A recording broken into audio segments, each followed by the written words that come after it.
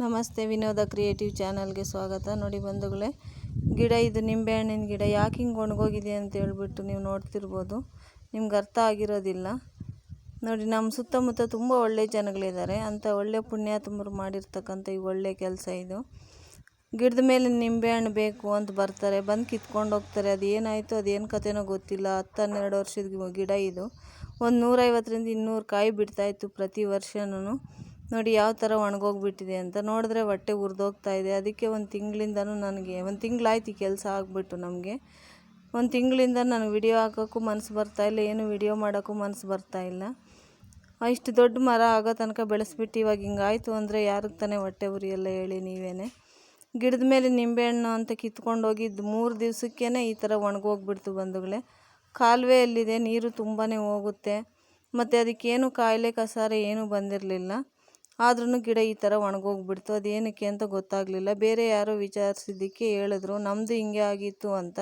ಮುಂಚೆ ಇನ್ನೂ ಒಬ್ರು ಹೇಳಿದ್ರು, ನಮ್ಮವರೇ, ನಮ್ಮ ರಿಲೇಷನ್ನೇ. ಯಾರಾದರೂ ಬಂದು ಗಿಡದ ಮೇಲೆ ನಿಂಬೆಹಣ್ಣು ಅಂದರೆ ಕಿತ್ಕೊಡ್ಬೇಡಿ, ಕಿತ್ಕೊಂಡು ನೀವೇ ಕೆಳಗಡೆಗೆ ಹಾಕ್ಬಿಟ್ಟು ನಿಂಬೆಹಣ್ಣು ಮತ್ತೆ ಕೊಡಿ ಅಂತ ಹೇಳ್ಬಿಟ್ಟು. ಆದರೆ ನಾವು ನೆಗ್ಲೆಕ್ಟ್ ಮಾಡಿದ್ವಿ, ಇದೆಲ್ಲ ಮೂಢನಂಬಿಕೆ ಬಿಡು ಅಂತ ಹೇಳ್ಬಿಟ್ಟು.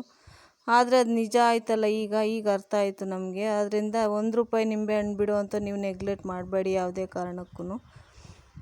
ನೋಡಿ, ಮತ್ತು ಒಂದು ಮನೆ ಮದ್ದು ಹೇಳೋಣ ಅಂತ ಹೇಳ್ಬಿಟ್ಟು ತೋರಿಸ್ಕೊಡ್ತಾ ಇದ್ದೀನಿ ನಿಮಗೆ. ಒಂದು ಗ್ಲಾಸ್ ಹಾಲು ತೊಗೊಂಡು ಹಾಲು ಅರ್ಧ ಗ್ಲಾಸ್ ಆಗೋ ತನಕ ಕುದಿಸ್ಬೇಕು ಬಂಧುಗಳೇ. ಒಂದು ಬೆಳ್ಳುಳ್ಳಿ ಈ ಥರ ಸಿಪ್ಪೆ ತೆಗೆದುಬಿಟ್ಟು ಒಂದು ಬೆಳ್ಳುಳ್ಳಿ ಹೆಸಳನ್ನ ಜಜ್ಜಿಬಿಟ್ಟು ಇದನ್ನ ಚೆನ್ನಾಗಿ 1 ಗ್ಲಾಸ್ ಹಾಲಲ್ಲಿ ಅರ್ಧ ಗ್ಲಾಸ್ ಹಾಲು ಆಗೋ ತನಕ ಸಿಮ್ಮಲ್ಲಿ ಇಟ್ಬಿಟ್ಟು ಚೆನ್ನಾಗಿ ಕುದಿಸ್ಬೇಕಿದು. ಅರ್ಧ ಗ್ಲಾಸ್ ಆಗೋ ತನಕ ಕುದಿಸ್ಬಿಟ್ಟು ಆಮೇಲೆ ನಂತರ ಕುಡಿಬೇಕು. ಏನಕ್ಕೆ ಅಂದರೆ ಅಜೀರ್ಣ. ಇವಾಗ ವರ್ಷದೊಡ್ಕೋ ಅಲ್ವ ಇವತ್ತು, ನಿನ್ನೆ ಇವತ್ತು ಮೊನ್ನೆ 3 ದಿವಸದಿಂದ ಹಬ್ಬ ಇರೋದ್ರಿಂದ ಚೆನ್ನಾಗಿ ತಿಂದಿರ್ತಾರೆ.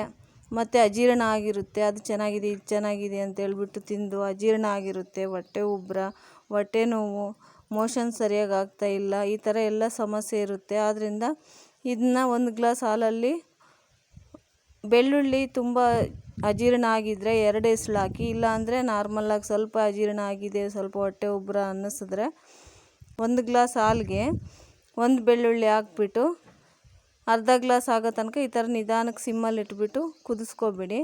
ಅಜೀರ್ಣ ಜಾಸ್ತಿ ಆಗಿದೆ ಅಂದರೆ 2 ಬೆಳ್ಳುಳ್ಳಿ ಹೆಸಳು ಹಾಕಿ ಬಂಧುಗಳೇ.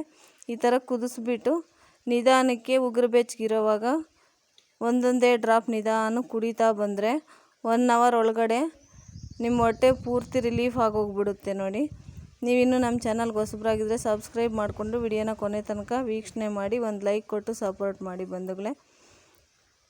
ನೋಡಿ, ಬೆಳ್ಳುಳ್ಳಿನ ಸೋಸ್ಕೋಬೇಕು ಈ ಥರ, ಇಲ್ಲಾಂದರೆ ಬಾಯಿಗೆ ಸಿಗುತ್ತಲ್ವ ಅದರಿಂದ. ಚಿಕ್ಕ ಮಕ್ಳಿಗಾದರೆ ಈ ಥರ ಕೊಡಿ, ದೊಡ್ಡವರಾದ್ರೂ ಇದೇ ಥರ ಕುಡೀರಿ. ಚಿಕ್ಕ ಮಕ್ಳು ಕುಡಿಯೋದಿಲ್ಲ, ಅದರಿಂದ ಅವ್ರಿಗೆ ಸ್ವಲ್ಪ ಉಗುರು ಬೆಚ್ಚಗಿರೋವಾಗಲೇ ಕುಡಿಸ್ಬಿಡ್ಬೇಕು. ದೊಡ್ಡವರಾದರೆ ನಿಧಾನಕ್ಕೆ ಸ್ವಲ್ಪನೇ ಕುಡಿಬೋದು.